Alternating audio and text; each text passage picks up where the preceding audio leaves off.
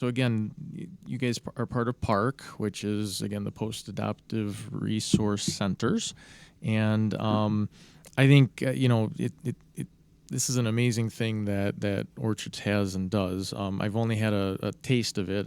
Julie Barney helped me out with my son. He's graduating here in about 4 months, and gave all sorts of information I had no idea was even out there as far as for educational purposes, for scholarships, for benefits along those lines.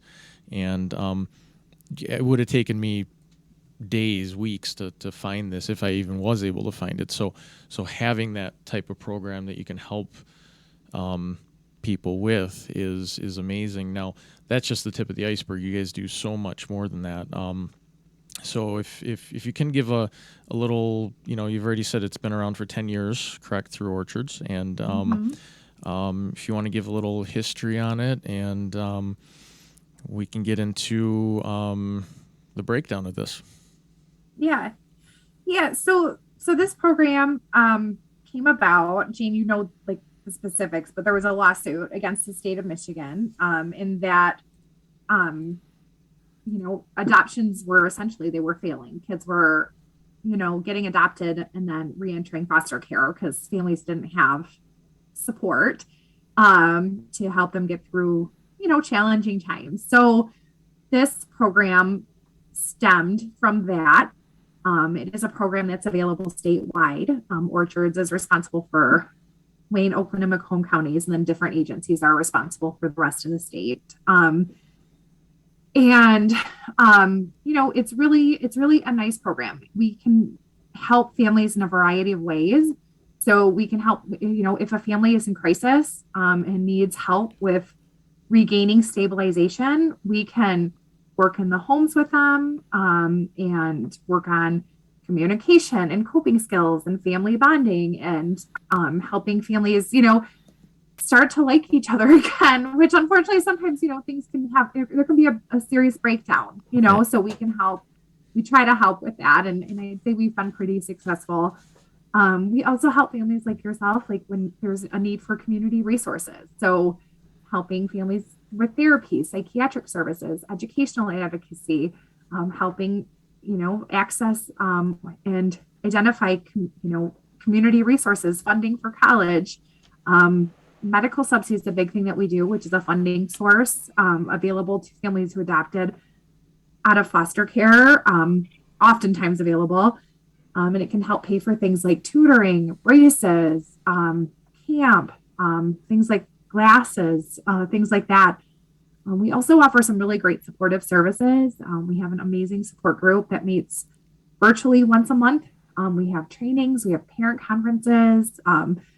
Jane and I and the rest of our team, we just did a drive-through Santa where we went to Well, families' that's homes cool. dressed up as Santa Claus. Oh, Yeah, neat.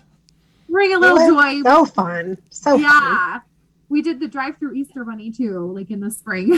So we do a lot of fun stuff. Our goal is, when kids were, previously prior to PARC's existence, families would adopt kids and then there'd be nothing. And it, when you were in the system, you had, a foster care worker, an adoption worker, a licensing worker, your services that you needed were all set up for you. And then, you go through the adoption process and we're super excited and everything's fun and get fun. And then boom, who do we call when things feel a little stressful? Exactly. Who is there Right. to like talk to about stuff? And who's there to help with this with, when we might need something that we would otherwise not know how to set up because it's always been done for us. And so that's why we're here, to take some of that burden off, to lighten that load a little bit, and to, kind of let you know what's out there so that, you can focus on what's important. And that is, your family and your well-being and your functioning. So Exactly. it's a really cool program.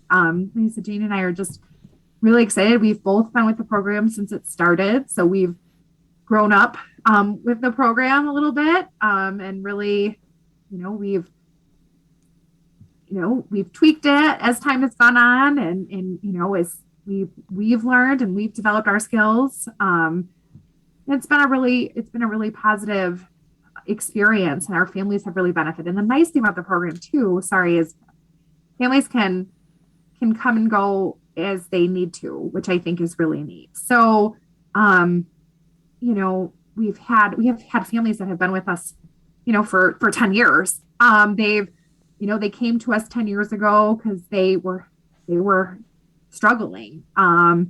They're hanging on by a by a thread and needed a worker to come in the home and help. And so we did that, and then we built a connection with them. And then they came back when their child needed tutoring or their child needed braces, or you know, their child's heading off to college, you know. So it's really cool because we know adoption is a lifelong process, right? And so we don't it you know, there's always growth and questions and issues that pop up. So it's really neat that, you know, like we can be there when families need us on their journey. Yeah, Jenny and I always say adoption is a journey, not an event. We know the specific legal adoption is an event, but we always know that families every journey looks a little bit different for every family, and some families reach out to us and some don't. Any family that resides in Wayne, Oakland, and Macomb County is eligible for our services if they've adopted a child in the state of Michigan and they reside in Wayne, Oakland, or Macomb. So it could be a child who was adopted from Michigan's foster care. That is, we service a lot of those families, but we also service families who you know, who didn't touch the child welfare system. It could have been a domestic adoption or a relative adoption or even an international adoption, as long as the family resides in, you know, as long as their adoption was finalized in the state of Michigan, they can reach out to us. We can service all types of adoptive families. I think sometimes because we are primarily known, I think, for supporting families who have adopted from foster care, maybe some of the families that we don't traditionally see as much may not know that we are there for them just as we are for any other adoptive family, whether they adopted from foster care or internationally. And this program is so unique because it's not a tough referral process. You just have to pick up the phone and give us a call. So any family can call us at any time, and we are more than happy to you know, find out what's going on within their family unit and see what we can do to support them.